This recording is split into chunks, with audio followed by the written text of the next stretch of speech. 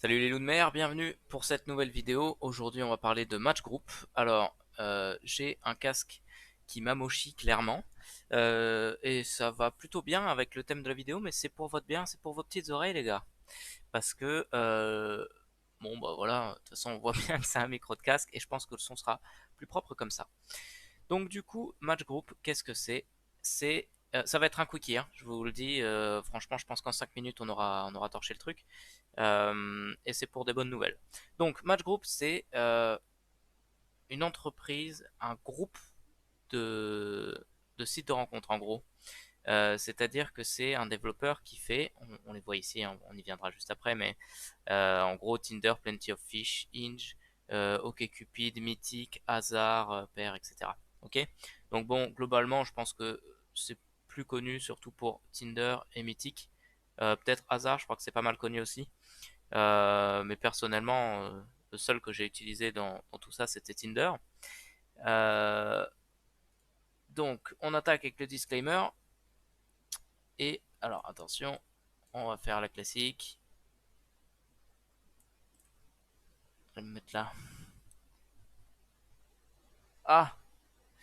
Toutes les informations contenues dans cette vidéo sont publiées à titre informatif uniquement et ce n'est en aucun cas de recommandation d'achat investir en bourse. Comporte des risques. Attention à vos investissements, messieurs. Ok.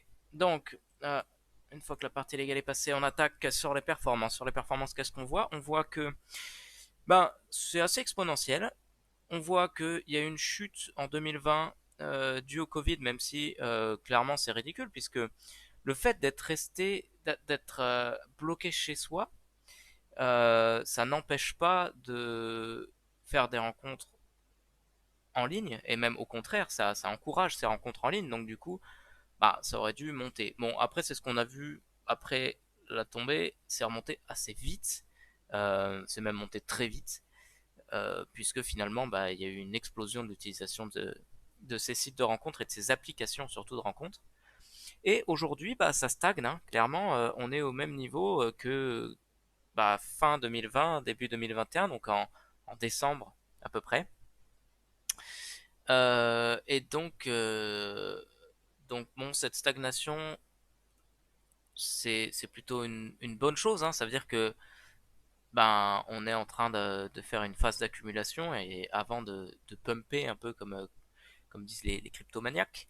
Euh, on enchaîne sur les derniers mois, le focus sur les derniers mois, on voit que le 21 octobre, donc c'était il y a 2 semaines, et ben on a eu une chute, bah, depuis le 21 octobre, pardon, on a eu une petite chute de 10-15%. Et pourquoi cette chute? Parce qu'on anticipait une baisse des revenus de match. Et finalement, bah, c'est pas arrivé. On continue sur des chiffres qui sont plutôt bons, euh, malgré une période d'automne qui en général est plus calme pour les rencontres. Mais euh, ça, c'est des on-dit et on va voir les chiffres juste après. Donc, juste avant, un petit focus sur la stratégie pour voir l'évolution en fait de Match Group. Au départ, bon bah, on était sur un hard paywall, c'est-à-dire qu'on paye direct pour pouvoir communiquer, voir les profils, etc. Et puis après, on est passé en soft paywall, c'est-à-dire que euh, on paye pas pleine balle d'un coup. Il y a plusieurs échelons et on avait quand même euh, un abonnement à payer pour accéder. Ensuite, globalement, c'est là où Tinder a plus ou moins révolutionné le truc. Et là où personnellement, moi, je me suis arrêté sur les applis de rencontre, c'est l'évolution mobile, où là, n'importe où, on peut se géolocaliser, on peut avoir un accès très facile. À n'importe quel moment, on est dessus, on peut discuter. Il y a une phase gratuite. La phase payante n'est pas obligatoire et elle apporte des avantages, mais pas beaucoup plus, etc.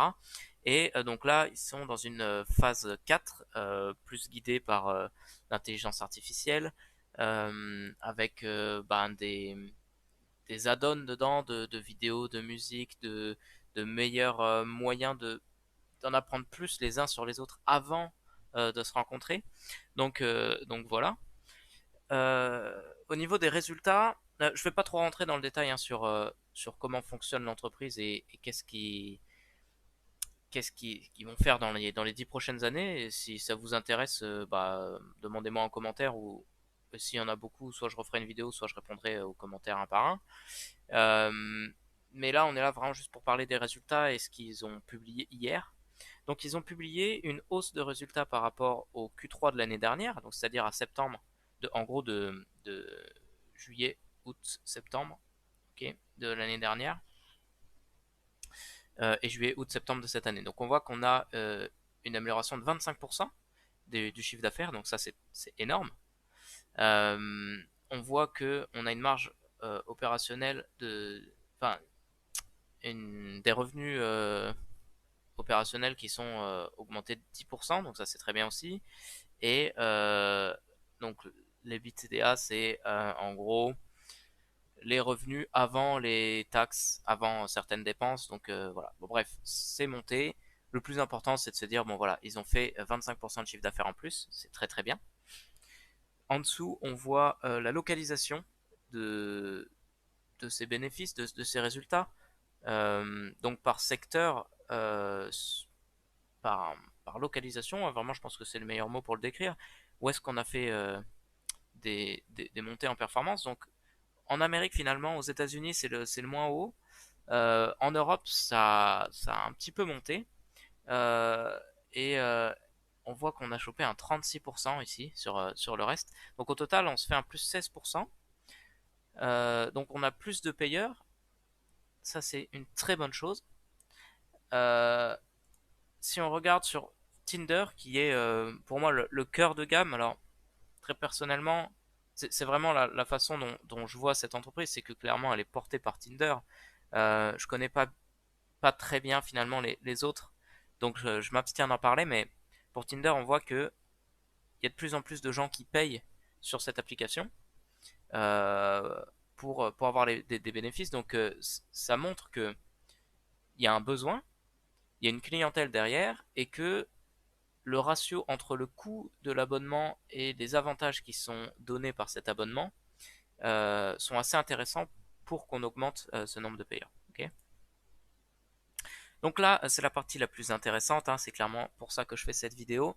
C'est les bénéfices qui sont ici. Ok. Donc on a sur ce trimestre 131 millions d'euros de bénéfices.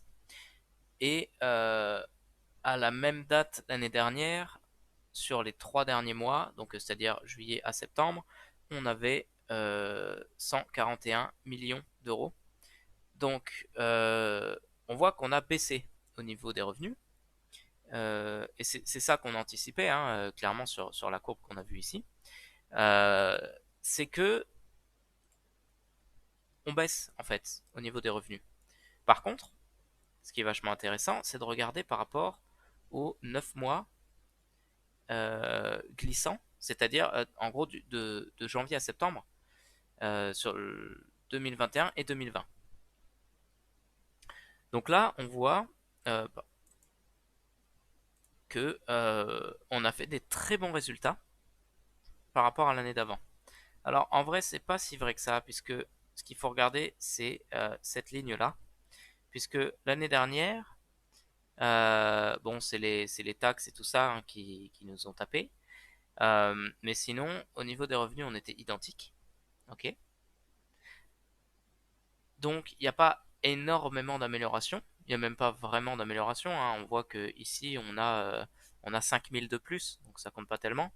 Et ce mois-ci, si on regarde, on est à 130 000 par rapport à 140 000 l'année dernière, sur les 3 derniers mois, pardon. Euh, Par contre, au niveau des revenus, on est plus haut. Donc, pourquoi on est plus haut? Eh ben, c'est parce qu'on a plus de dépenses, ça vous l'imaginez bien, parce qu'on a plus de chiffre d'affaires mais moins de bénéfices nets. Et pourquoi?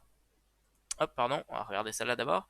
Pourquoi? Eh ben parce que forcément on a plus de dépenses et ces dépenses-là, où est-ce qu'elles sont? On en a un petit peu en coût de revenu, mais c'est pas énorme. Ça reste 29% comparé à 27% l'année dernière, donc c'est pas ça hein, qui a changé.